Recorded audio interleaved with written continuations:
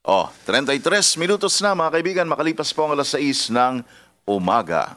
At nasa linya na po natin ang ating makakapanayam ngayong umaga na si Undersecretary Annely Lontoc ng Department of Transportation. At pag-uusapan natin ay ang Land Transportation.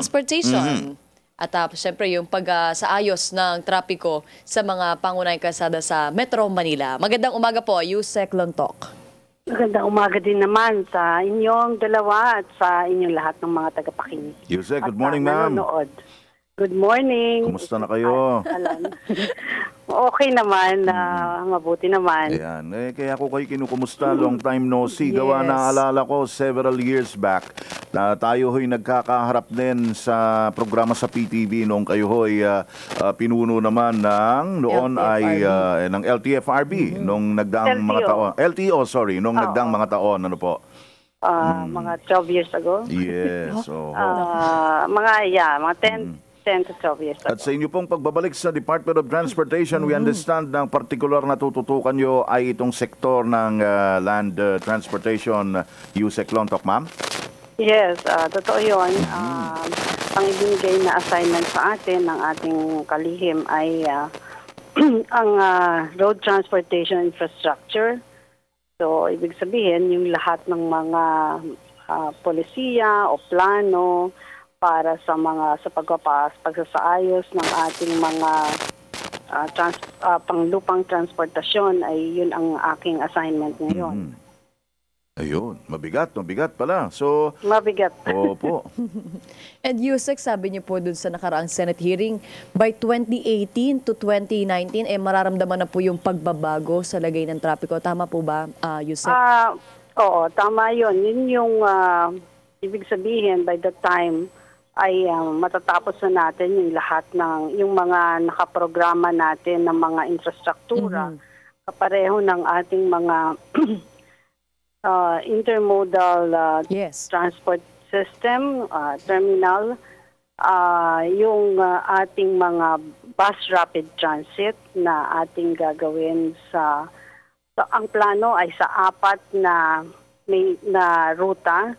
Ang una ay yung Quezon Boulevard, from Manila City Hall yun actually hanggang Philcoa. Pagkatapos ay yung isa ay sa EDSA BRT. Ang ikatlo ay yung sa C5 at ang isa pa ay ang sa Rojas Boulevard. Yung dalawa na nahuli na binanggit ko, yun ay under project feasibility study sa ngayon. So, yung mga detalye noon ay inaaral pa at kung paano siya ipapatupad at paano siya isasagawa.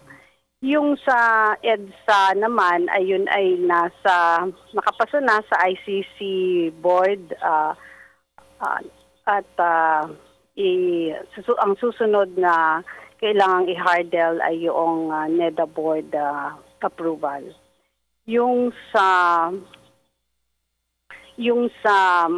Manila, Quezon City, BRT, ay nagpo-procure na tayo ng detailed engineering design upang isagawa yung kung ano ang mga kailangang kung paano siya isasagawa, no, yung pagko-construct niya and all. Yung BRT siguro ngayon lang kasi tayo dito magkakamero, no, subalit sa ibang bansa kapareho ng Latin America,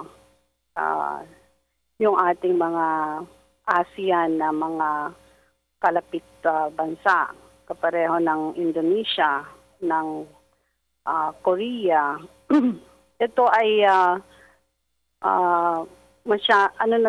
parang isang transportasyon na pampubliko, public transport system na efficiente, no? Yung BRT, ang ibig sabihin nun, merong isang dedicated lane na para sa kanila lang, na parang ito ay pinatatakbo na parang LRT, MRT. Ang diferensya nga lang ay hindi train na may release, kundi mga bus na may oras, mayroong signaling system, merong automatic na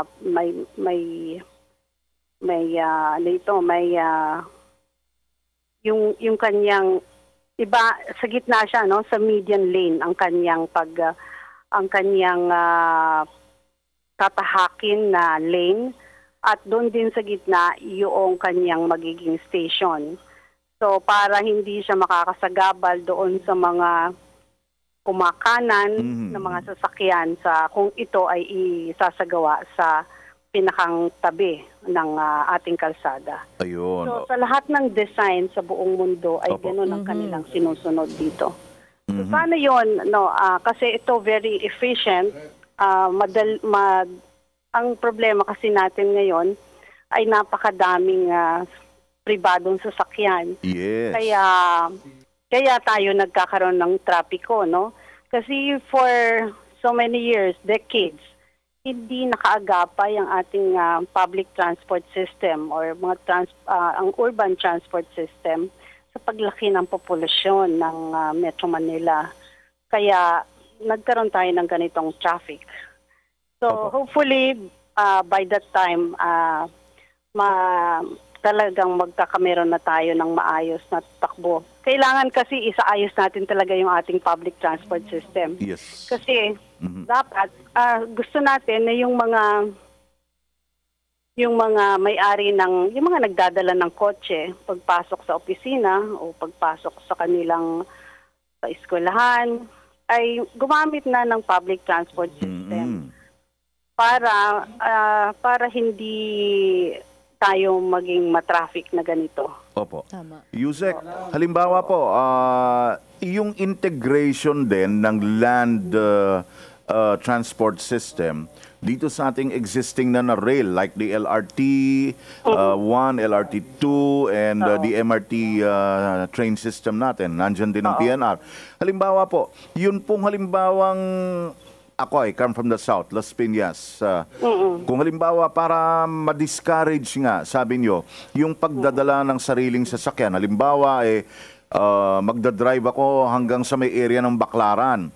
Kung meron po halimbawang magandang parking area doon, i-encourage na, iwanan ko na lang yung kotse sa Baclaran, tapos I will take the MRT going to work. So makakabawas sa traffic sa EDSA. Yung ganun po bang mga infrastructures ay kasama sa mga inaaral ngayon, Yusek? Oo, tama yun. Ang ating gustong gawin ay yung mga park and ride, ganyan, no? Pareho lang sa ibang bansa. At doon sa sinasabi mo, kahit ngayon, no, meron tayong programa na yung point-to-point, no? Opo. Yung point-to-point na buses. Sa ngayon nga, kung gusto mo na meron ka yung may mga diretso lang to, no? Walang baba. Ang sakay mo from your point to your point of destination, lang ang baba mo, no? Katulad ngayon, meron tayong 3 linya, yung Alabang to Makati, Trinoma to Makati, SM North to Makati. Tapos ngayong umaga nga pala maglo-launch tayo ng Fairview to Makati, no? Para walang Remember in the early 80s, meron tayo nung diretso lang yung love bus. Love bus, Parang opo. ganito yung konsepto niya, no? Na diretso, walang utulan tayuan, may oras ang alis. So kahit puno o hindi, kapag oras na niyang umalis, aalis siya. Base dun sa ito talaga ang pinakang main namin, ang objective, para mainganyo natin yung mga gumagamit ng sasakyan na ito na lang ang gamitin nila kasi very comfortable, malaki ang legroom, may wifi, so habang nasa sasakyan ka, nasa bus ka, kung natatraffic ka man, pwede ka nang sumagot ng iyong email, pwede ka nang magtingin ng iyong Facebook. So, parang wala kang masasayang na oras. At tiyak ako na mas mura, di hamak na mas mura siya kaysa magdadala ka ng iyong sasakyan na pribado, no? So siguro sa takbo ng gastos ngayon, mga 500 diyan samantalang 500 pesos. Samantalang kung gagamit ka nung P2P, mura na, very convenient pa sa'yo kasi hindi ka na magdadrive. Basta sasakay ka lang. Yusek, sa pag-aaral nyo nitong mga iba't ibang proyekto sa ilalim ng DOTR or Department of Transportation, ito po ba ay with or without yung emergency powers na hinihingi natin sa ating mga mambabatas? Sana magkameron tayo ng emergency power kasi para sigurado na on time nating may isagawa at walang problema na mangyayari katulad ng mga problema sa pag-acquire ng mga right of way, yung mga problema na siguro naman nababalitaan ninyo na pag nagkaroon ng bidding, yes, at palaging ang merong dalawang na parang dun yung agam-agam na palaging na baka dun magmula yung corruption. Yes, oo. At saka hindi lang yon, yung mga sinasabi pag natalo sasabihin dinaya o yung mga ganito ng mga sitwasyon. Pero sinasabi rin naman namin na na FOI compliant ang magiging takbo ng mga pagsasagawa ng mga proyektong to. So, ibig sabihin, lahat ng mga dokumento pwede lang na ipakita sa publiko kung kailangan. But so far, Yusek, ngayon po ba, tingin nyo malapit na kayong, malapit nyo na makuha itong emergency powers? Sana, kasi para makapagsimula na kami agad. Ang isa pang malaking bentahe nito, kasi nga yung transportasyon, ay yung infrastructure medyo matagal yan, no? Kaya ang sinasagawa ngayon na madalian na solusyon na ngayon na agad pwedeng gawin ay yung enforcement. At dito sa Metro Manila, napakahirap ng traffic enforcement kasi maraming masyado ang mga nagpapatupad nito at walang iisang kumukumpas. Kaya nga parang ang isa sa objectives nitong emergency power is to create a single traffic authority na kung saan iisa yung chain of command. So kung hindi iba-iba, kasi ngayon may MMDA, may HPG, may LGU, may LTO, may LTFRB. So kumbaga, kung magkakameron tayo ng single traffic authority, merong isa lang na kukumpas at yung lahat ng yon ay doon kukuha ng instruction. Kasi kung iba-iba, katulad ngayon, iba-iba yung UVVRP na scheme ng mga LGU. Yes. Merong nag-add even, merong yung truck ban may iba't iba ang oras. Medyo mahirap na magpatupad ng traffic management kung gano'n. At saka yung yung traffic signals, yung ating traffic signaling system. Aside from MMDA, yung bawat city, meron din silang kanya-kanya, na kapag minsan at kapag hindi sila tugma o synchronized or coordinated, ay nagkakaroon ng congestion. So, maaaring maiipon doon sa isang parte ng syudad. Samantalang dito naman sa kabila ay wala namang sasakyan. So, yung mga ganitong bagay, kung mayroong single traffic authority, ay tsaka yung mga pag-enforce ng mga anti-colorum, anti-illegal parking, yun din ay isa sa mga kailangan nating i-address na problema sa ating kalsada. Yusek, related po dyan sa binabanggit nyo, earlier ay napabalita na rin na yung traffic enforcement, yung aspeto ng traffic enforcement sa Metro Manila ay unti-unting alisin sa MMDA para sila makakonsentrate halimbawa sa sa baha, sa iba pang mga kahalintulad na bagay. And then traffic management will be transferred to another unit na binubuo ng composite team from LTO, LTFRB, Traffic Management Group, and others. Ano pong latest dito sa aspetong ito, Yusek? Tama yun, no? Dahil nga talagang napaka-sidhi ng problema sa trapiko. Ang Secretary Tugade ng Department of Transportation ay kinausap ang pamunuan ng MMDA at ng PNP-HPG upang magkaroon ng kahit ng pagkakaisa kahit ngayon na kahit wala pang emergency power, no? At itong mga national agencies na to, national agencies naman sila kung magkakatulong-tulungan para at least man lang yung mga national roads ay maayos ang trapiko. At kasama dito siyempre yung LTO, LTFRB na nasasakupan naman ng Department of Transportation. So sa ngayon, ini-assign ni Secretary Tugade si Colonel Gardiola ng HPG na mamuno na parang siyang chief traffic enforcer. So kumbaga lahat ng kung ang may kinalaman ito sa traffic enforcement sa national roads, yung sabihin yung mga national thoroughfares, yung mga circumferential and radial roads, ay ang HPG ang inassign ng secretary na maggawa ng isang struktura upang maisagawa ang mas maayos na pagpapaganap ng traffic enforcement.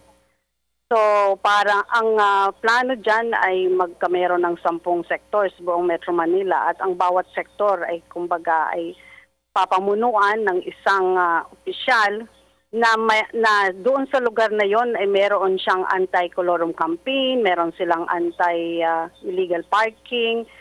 Yung area niya dapat yung meron signage kung sino siya ang in charge doon at ano ang contact number. So para yung mga tao alam kung sino ang tatawagan. So parang may ganong tayong plano sa ngayon kahit na hindi pa kasama ang LGU. Subalit kami naman ay open na makipagtulong. Kung ang LGU ay makikipagtulungan sa amin, ay yun naman ay of course ay very welcome. No? Kaya lang sa ngayon ay hindi, dahil sa local government code ay ating nire-recognize na meron silang poder doon sa kanilang lugar. So kaya ang inuuna natin ngayon ay ang mga national roads muna. Ayun. Okay. Well, very interesting ang ating talakayan. Pero of course, ito hong scope nito ay nationwide. So this holds true even outside Metro Manila. Lalo tigit yung pag-decongest din sa iba pang mga urban centers natin all over the country. Yusek, ma'am, halimbawa, ang Metro Cebu, halimbawa, ay nakakaranas din ng pagsisikip ng traffic from time to time. So, meron din hong mga ihahanay na mga proyekto sa ganitong mga kahalintulad na lugar para, kumbaga, masugpo yung problema ng traffic all over the country. Yusek Lontok, ma'am. Oo, alam mo yan, originally, parang ang naiisip dyan, Metro Manila lang, no? Subalit dahil sa pag-uusap at nakikita kung ano ang nagiging problema sa ibang parte ng bansa ay mukhang napapag-usapan na nga yan na kahit sa ibang parte ng Pilipinas ay isasama na rin. Subalit wala pa tayong kasiguruhan na yan nga ang magiging takbo ng ating pagsasagawa nitong traffic management sa ilalim ng emergency power. Okay. So yun nga ang naisip ng iba kasi baka iniisip nila Metro Manila lang. So this holds true sa lahat ng panig ng bansa. Yusek, ano po? Pinag-uusapan yan. Yes. Hindi ko pa masyadong ma-assure sa inyo. Ayun. Okay. Alright. Nako, Yusek, ma'am, nako, salamat po ng marami for the updates mula po sa inyo sa Department of Transportation. Yusek Wala Lontok, pong ma'am. anuman at magandang umaga sa inyong lahat. Okay, good morning po. Mga kaibigan, si Undersecretary Anneli Lontok ng Department of Transportation. Oras natin, 52 minutes, makalipas po ang alas 6 ng umaga. Ako po si Cathy San Gabriel. Subscribe na sa PTV YouTube channel. I-click lang po ang subscribe button.